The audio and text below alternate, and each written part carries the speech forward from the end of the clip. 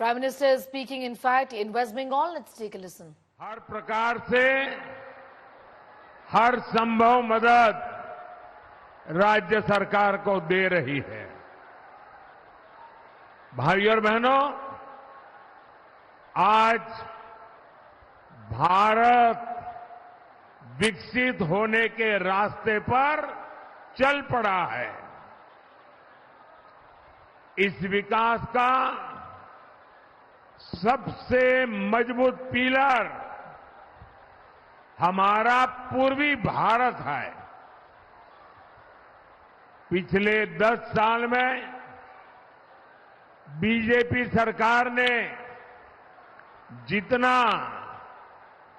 पूर्वी भारत पर खर्च किया है, उतना पिछले 60-70 साल में नहीं हुआ था। एक कुछ बच्चे, जरा एसपी जी और कैमरामैन, ये कुछ बच्चे बहुत बढ़िया बढ़िया तस्वीर बना के लाए हैं। इधर भी एक बेटी कब से खड़ी है, जरा ले लीजिए। आपने एड्रेस लिखा है पीछे? अपना नाम एड्रेस लिख देना, मैं आपको जरूर चिट्ठी भेजूंगा।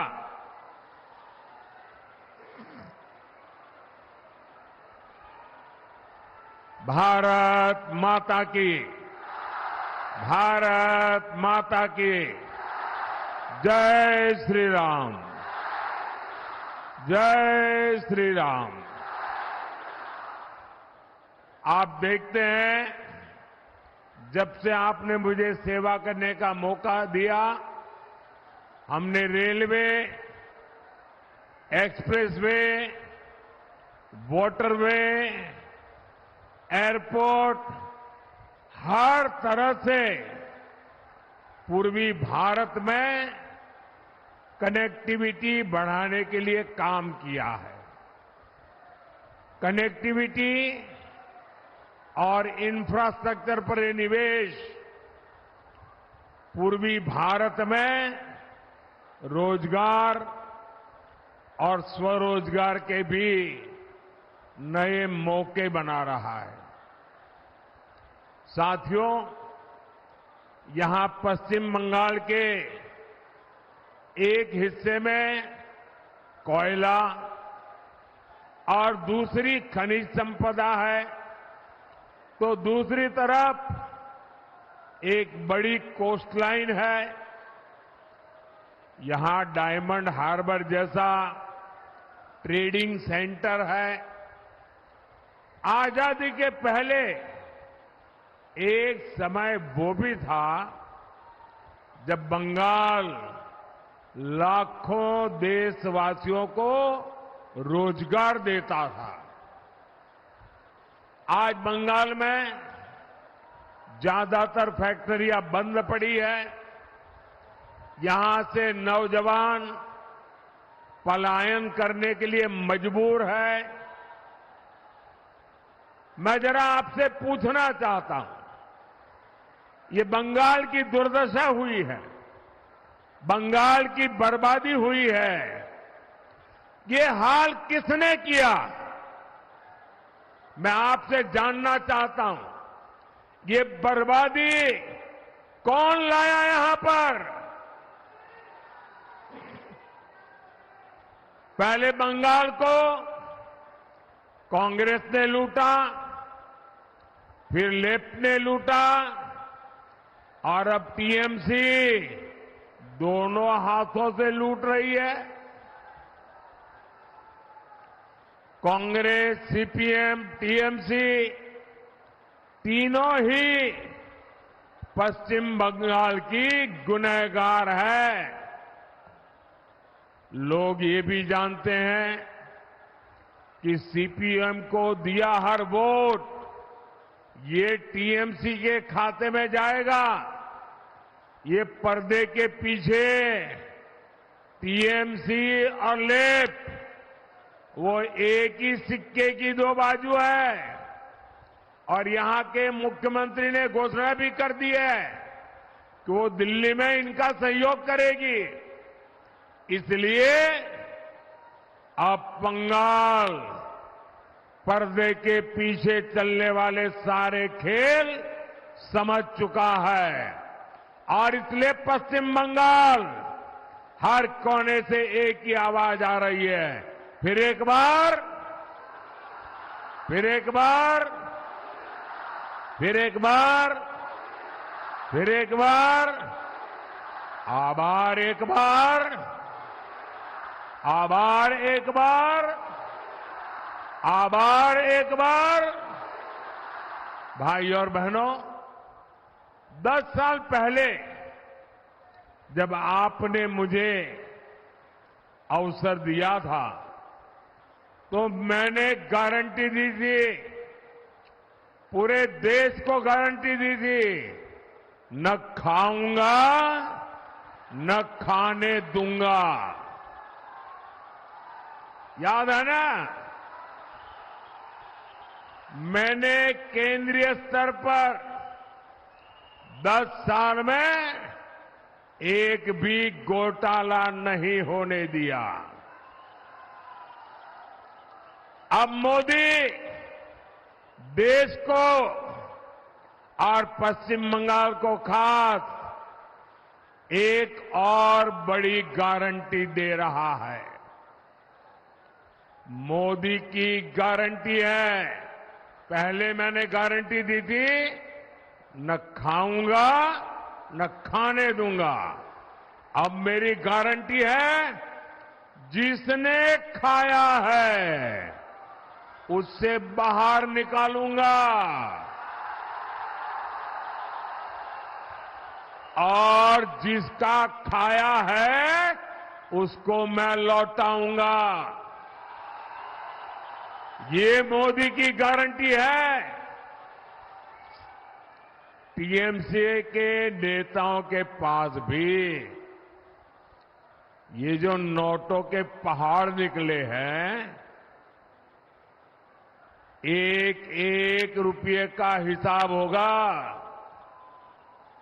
जिसका लूटा है उसको वापस कैसे मिले, इसके लिए मैं कानूनी रास्ते बना रहा हूं। अब तक लगभग 17,000 करोड़ रुपया, आंकड़ा याद रखेंगे, जो लोगों से लूटा गया था, ऐसे 17,000 करोड़ रुपया उन लोगों को मैं वापस दे चुका हूं, लौटा चुका हूं। बंगाल में भी आपका लूटा हुआ धन आपको वापस मिले, मैं उसके लिए पूरी कोशिश कर रहा हूं। इंडी वाले गरीब और मध्यम वर्ग की कमाई का एक्सरे करने की बात करते हैं। अब मोदी इन भ्रष्टाचारियों की, काले धन की, गंदी कमाई की, अब मैं उसका एक्सरे निकालूंगा।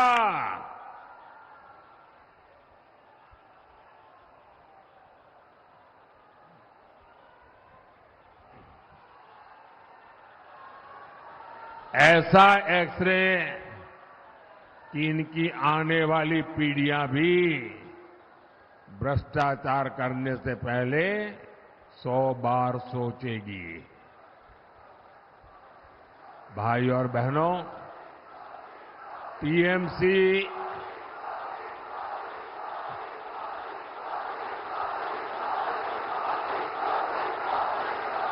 साथियों, आपका ये प्यार, आपका ये उत्साह, आपका ये आशीर्वाद मेरे जिंदगी की बहुत बड़ी ऊर्जा है।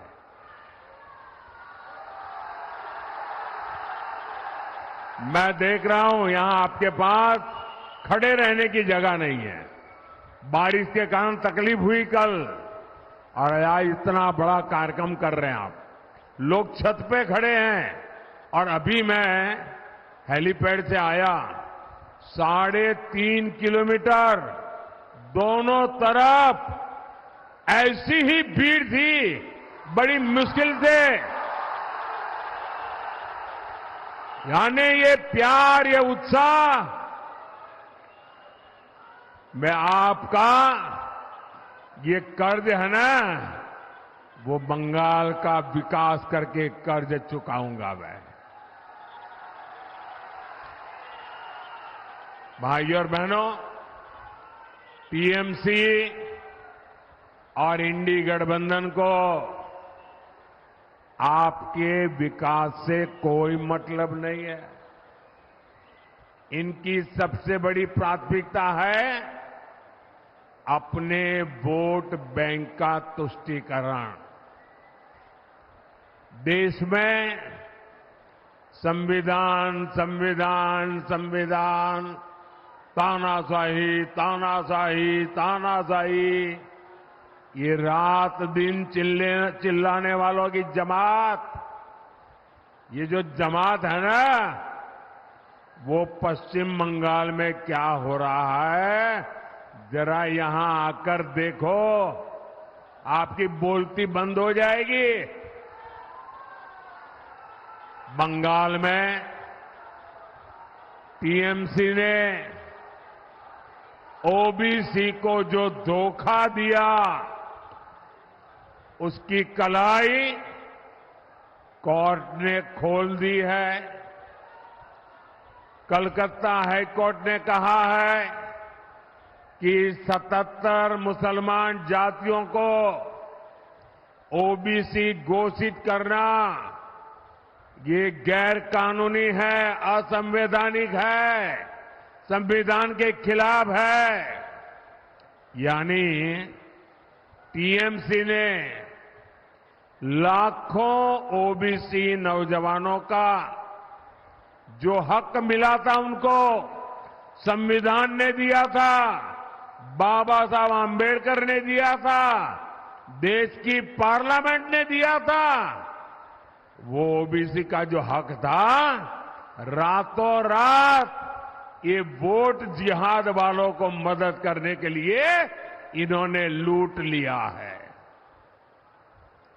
और आप देख रहे हैं कि कोर्ट के इस फैसले का उसके बाद ये टीएमसी की सीएम क्या क्या बोल रही है, उनका क्या रवैया है, मैं तो हैरान हूं। यहां के जजों की नीयत पर सवाल उठाए जा रहे हैं, हमारी न्याय व्यवस्था पर सवाल उठाए जा रहे हैं, हमारी न्यायपालिका पर सवाल उठाए जा रहे हैं। मैं जरा टीएमसी वालों से पूछना चाहता हूं, अब क्या जजों के पीछे भी अपने गुंडे छोड़ दोगे क्या? पूरा देश देख रहा है कि कैसे टीएमसी बंगाल में न्यायपालिका का गला गौंट रही है। साथियों, टीएमसी से सच बर्दाश्त नहीं होता। जो कोई भी टीएमसी के गुनाह सामने लाता है, टीएमसी उनको टारगेट करती है। आपने भी देखा है कि टीएमसी के एमएलए ने साफ साफ कहा कि हिंदुओं को भगीरथी में बहा देंगे। इस पर बंगाल के संतों ने टीएमसी को रिक्वेस्ट की कि जरा आप अपनी गलती सुधार लीजिए, और बड़ी नम्रता से रिक्वेस्ट की। लेकिन टीएमसी ने हमारे संत समाज को ही धनाधन गालियां देना शुरू कर दी। अब रामकृष्ण मिशन, इस्कॉन, भारत सेवाश्रम संघ, ये ऐसी महान संस्थाएं हैं, दुनिया में उनकी प्रतिष्ठा है। उनके संतों को अपमानित करना, भाइयों बहनों, ये सब अपने वोट बैंक को खुश करने के लिए, वोट जिहाद को आगे बढ़ाने के लिए किया जा रहा है। यहां संदेश खाली की बहनों ने इंसाफ मांगा तो टीएमसी ने उनको ही टारगेट कर दिया। बसीरहाट से उम्मीदवार हमारी बहन रेखा पात्रा अभी यहां मंच पर ही है और क्या बढ़िया भाषण किया उन्होंने। ये मीडिया वालों का ध्यान गया कि नहीं मुझे मालूम नहीं है। टीएमसी के पास एक नेता ऐसा नहीं होगा जो बहन रेखा पात्रा जी जैसा भाषण कर सके। देश देख रहा है कि कैसे एक गरीब की बेटी को बीजेपी ने देश की संसद में सम्मानपूर्वक पहुंचाने के लिए इतना बड़ा कदम उठाया है।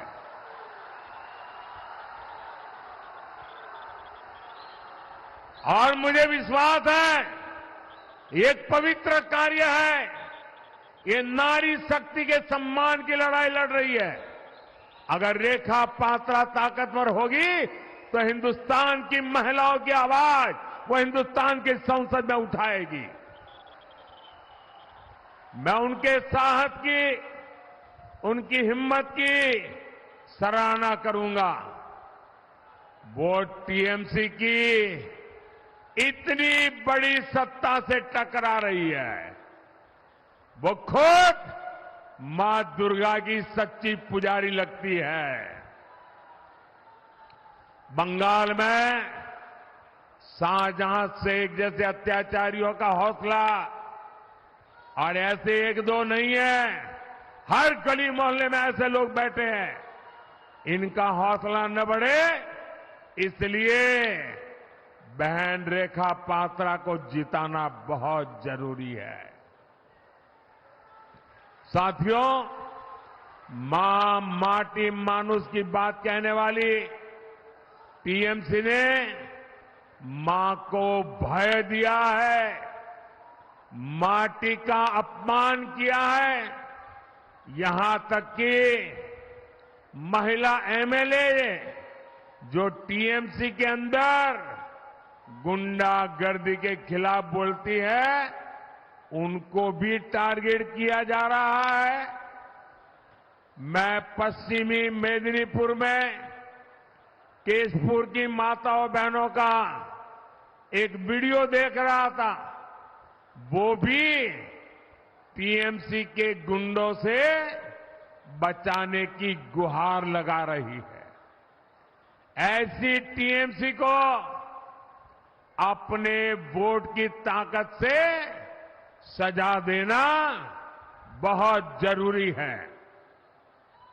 साथियों, तुष्टीकरण की राजनीति के कारण, अपीजमेंट की पॉलिटिक्स के कारण टीएमसी ने सीएए के खिलाफ भी झूठ फैलाया है।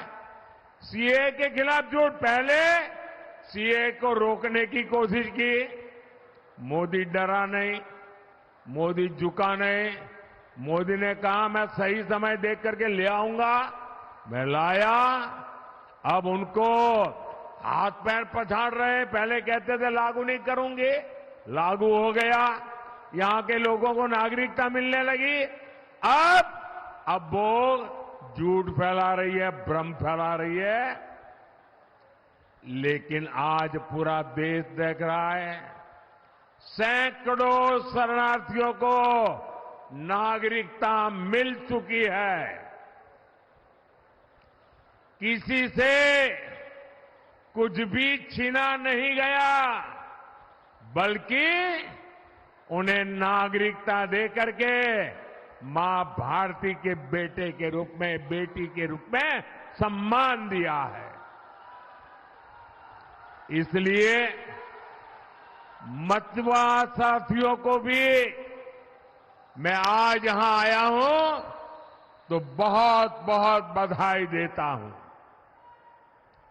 आपको अब भारत की नागरिकता से दुनिया की कोई ताकत रोक नहीं सकती है। और मोदी काम शुरू कर चुका है, नागरिकता देना चल रहा है और कुछ ही महीनों में आप सबको पूरा काम पूरा भी हो जाएगा। The Prime Minister in an election rally there in Barasat in West Bengal.